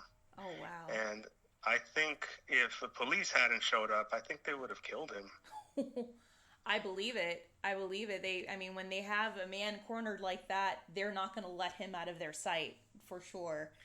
And they did such a good job, like, to see, like, a community like that just, like, come together to catch, this killer was just, it's, to me, it's impressive, but so insane at the same time. I'm sure that all the adrenaline inside of them was just, like, running. They were like, we caught him, we can't let him go, kind of thing. Yeah, and, I'm not a reporter, so I don't know. I'm just a guy who wrote a book, But from what I understand, his picture, his picture was on the in the newspapers that morning. Mm-hmm. And he had just come back from Texas, I believe. And when he got off the bus, he didn't know that his picture was on every newspaper in Los Angeles. And the ladies, they recognized him. They started yelling El Matón, the killer. And that's when he started to run away. And I think that's when he went up Hubbard Street. Or, he made his way to Hubbard Street, and that's when he thought, well, I'll just carjack this woman and take off. Mm-hmm. So I think that's how it happened. Because before that, he could go anywhere, and people didn't know it was him. I mean, he probably just looked like just a regular creeper or something. The regular creeper, yeah. Just a regular creeper, just straight out of school. In your book, you talk about the house, the haunted house on Hubbard Street, and a family that witnessed Richard Ramirez get arrested, and something happened during that interaction where the son of the family had locked eyes with Richard, and according to them, from that point on, something malicious, something unearthly kind of attached itself onto that family from that point after. Do you want to talk about that a little more, about that story? Sure. They caught Richard Ramirez, and I interviewed this family and met them. Very nice people. Victor met them too. But they started talking about how after they caught him, that very night, I think they started to smell weird things. No, they started to hear weird voices, kind of like a radio signal traveling from room to room. Because the son, when he saw Richard Ramirez, and I think he was dabbling in it before, and I think now I think that just meeting Richard Ramirez kind of cemented it for him. But he was dabbling in Satanism, and I don't know much about Satanism or Christianity or the ramifications of worship, or I don't know. Mm-hmm. But he started dabbling in things that he probably shouldn't have, and it started to infect his house. Oh, no. He started hearing voices. They started to smell these putrid things, and to make matters worse, I think the brother brought in a Ouija board. Well, there you go. That's it. to try to figure out what's going on. We talk about this in our podcast a lot. When people unknowingly bring in something like that and dabble with things that they don't know, they're gonna welcome something really negative in. Yeah, and I've come to realize that that's the most intelligent answer I can give. Is I don't know. Right. Which means people don't know. When you do stuff like that, you don't really know what you're messing with. Exactly. I don't know. I certainly don't know. You're like, I don't know, and I don't want to know. But I'll tell you, I would probably never mess with a Ouija board. No. I've heard too many stories where people have pulled me aside at book talks, and they, people under the assumption that I know something about this stuff, and I don't. You're like, sorry, I don't know. I just know not to mess with it. So yeah, there you have it. But naturally, I listen. You know, because people are genuinely scared. Yeah. For some people, it's not Halloween Horror Nights and the Queen Mary. Some people are genuinely scared. Right. In a very real way. So I sit there and I listen to them. But getting back to the Richard Ramirez stuff, they brought in the Ouija board, and that's when things got worse. They think that the son was in the beginning stages of possession. I did a little research on that. He started to, act according to the criteria of the beginning stages of possession, if you believe in that stuff. Mm-hmm. But what happened was they brought in a priest from the local church to talk to him, and it wasn't like the movies where the priest brings out the holy water and sprays it on him and he starts to writhe, and it was the priest just kind of befriended him, and he said that's what helped him. The priest wasn't judgmental. He wasn't he didn't attack him. He just wanted to talk to him about God and just listen to him. Right. And that's what saved him. Oh, wow. The power of listening, the power of compassion is pretty much the whole essence of this tale here.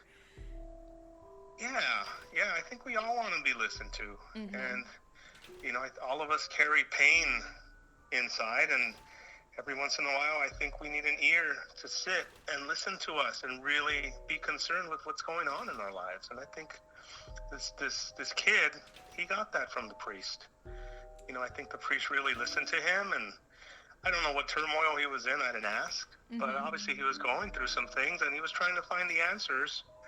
And unfortunately, he was looking for the answers in the wrong places. Oh my goodness! How long were the occurrences happening? Was it a span of a few months or a few years with this family? It was a few months. I know they had to leave the house at one point because it just got so bad, to go live with, I think, the father's sister.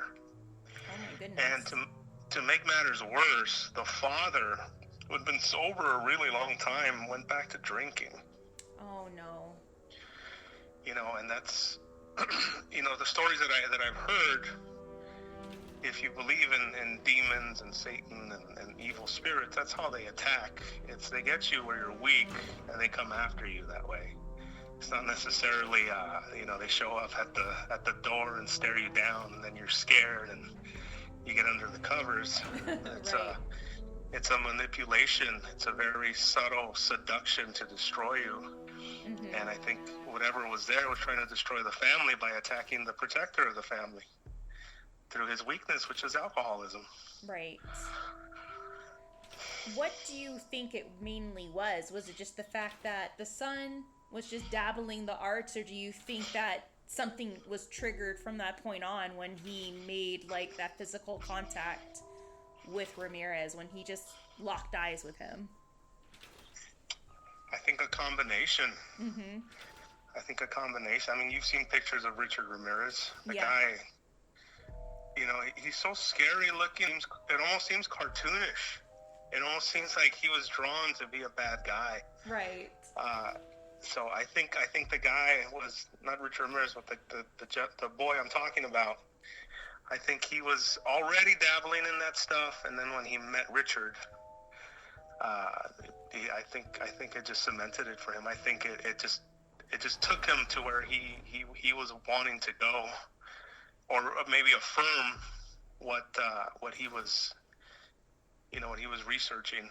Are you still in communication with this family, or have you gotten any updates, based on those strange occurrences that happen within the home? I haven't talked to them in over a year, but this happened a long time ago, and they have since moved on with their lives. They've had their deaths in their family, their births. The guy got married, and he has his own family. But I think it was a youthful indiscretion that that just turned around and bit him and hurt his whole family. And it feels weird saying that because there's no proof. There's no way to prove it or to codify it or anything. But yet I'm convinced that what he did unleashed something into the house that hurt the family. So right. It's strange to say that. Mm-hmm. Because there's no way of me proving it, and there's no way of anyone proving it. But there's just something there that if you want to tap into it, you can certainly tap into it, and it'll come out and it'll say hello to you in the worst ways. In some way, this is like a public service announcement from Tammy and Mario, guys, to not dabble with the dark arts with the Ouija board. If you do not know what you're doing, this is what's going to happen. It's so true. It's very true. But that was, to me, in my opinion, out of your book of stories, that was the scariest story. Because, like, you even wrote it down detail for detail, like what the family went through and, what this entity had done to them and, what was the outcome of it. But I am glad to know that light will still overpower the dark and that, there was salvation towards the end, that he was able to make it out okay by, talking to this priest and, moving forward and battling whatever was there. Right. Mm-hmm. Right. Yeah. It, if you believe in evil, which I do, I believe in evil. And some people will say, the dual reality of good and evil, you need to read more because you don't understand. There's no such thing as good and evil. I believe there is good and evil. Mm-hmm. And I believe there is a force out there that's trying to destroy you. I really do. Mm-hmm. And you have to develop your spirituality in whatever way. You don't have to be Christian. You don't have to be Buddhist. You got to tap into the good that's out there too, and develop that spirituality so you can get strengthened by that. So that when things do come and attack, which they will, or things happen in life, you have that strength to get through it and to endure it. And bad things are going to happen. But if you look to the wrong things to try to deal with it, like alcohol or drugs or even, Satanism or, Ouija boards, it can make a bad situation even worse. And I think that's exactly what happened with the situation in the family. Well, Mario, what are your next projects or do you have another book coming out or any other possible investigations with your cousin in the future?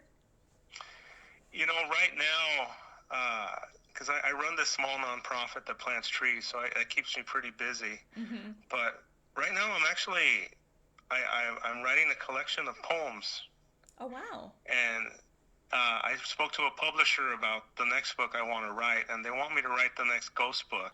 Well, you'll definitely have a bigger following with the second one, because I know that you had a huge one with this first book that you wrote. Yeah, a couple of people bought it. No, but, it seems like you have a pretty decent fan base. Yeah, it's nice to talk to people. Mm-hmm. Sometimes I walk down the street and where I work here in Whittier, and people stop me and they'll say, "Hey, aren't you the guy in the haunted East LA Richard Ramirez thing?" It is a really cool way to bond with people, is by sharing their stories. Yeah, I find it really cool. Unfortunately, there's a real stigma attached to it. Yeah. People feel embarrassed, and correct. I gotta admit there are times when I felt embarrassed. I'm at a meeting or something that has nothing to do with it, and someone will bring it up. And I'll say, "Yeah, I wrote." Well, back to the business at hand, And I'm sitting there thinking, man, they're probably pointing at me saying, "This dude believes in ghosts and all that." But I've gotten over it. It is what it is, and. You just gotta not care, You gotta be yourself in your own right and say, yeah, whatever, I do. Absolutely. Mm-hmm. But after the stories I've heard and the people I've talked to, I really do believe that there is something there that is just unexplainable. Yes, I agree. Without a doubt. 100% agree. Well, thank you so much, Mario, for taking the time to speak with us about your book and the story of the haunted house on Hubbard Street. Thank you so much We really do appreciate it. And we definitely are going to contact you again later on in a few months so we can really have a sit down and go over the stories of your book, because I know a lot of our listeners would really, really enjoy that. I'd love to do that. Thank you for reaching out to me. You're very welcome. Thank you for responding back, and we'll definitely speak with you very, very soon. All right. Sounds great. You have a great evening, okay? You too, Mario. Have a good one, and thank you once again. And there you have it. That is our little interview with Mario Becerra. Color me shooketh. Like, girl. So sweet. Love it. He seems really amazing. He's so nice. Just a little preface, guys. He's not a professional paranormal investigator. He's not a professional. He's just a writer. Yeah, seriously. He's just a writer. And his cousin's more into the field. He's like, I just write about it. And what I love so much about it, and it's just the theme of it, it's just listening and having that compassion. Totally. And that's part of it in this field, like with the paranormal. When you go into speak with a family, or you're investigating and you're speaking to individuals who've had some pretty intense experiences, they just need someone to listen to them. Mm-hmm.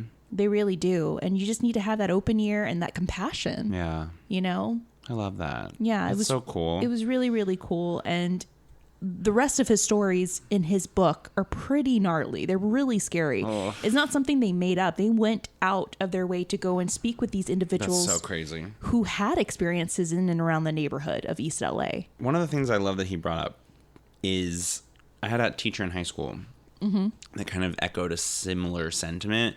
And it's always funny to me.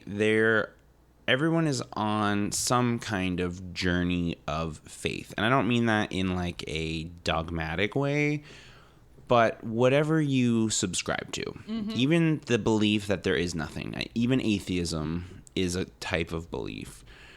And I just think that everybody has a gap. And I think the reason we call it a leap of faith is because for some people, that jump is the size of the Grand Canyon, and they're never going to make it across. They're never going to be able on their own to make that distance. Right. For whatever that manifests itself, whether that means they don't believe or they deny or whatever. And for some people, it's just a crack in a sidewalk, and they just can hop over it and they believe right away. And I think one of the things that helps us bridge those gaps is the experience of community and experience of other people and our own experiences. And so I think it's really amazing that he's like, you know, I don't know, the self-awareness to be able to say that. Like, yeah, there are lots of things that I just don't know the answer to. And that like open searching spirit, but then also like, but I've seen so many people and heard so many stories that like I have to believe. Like, right. I have to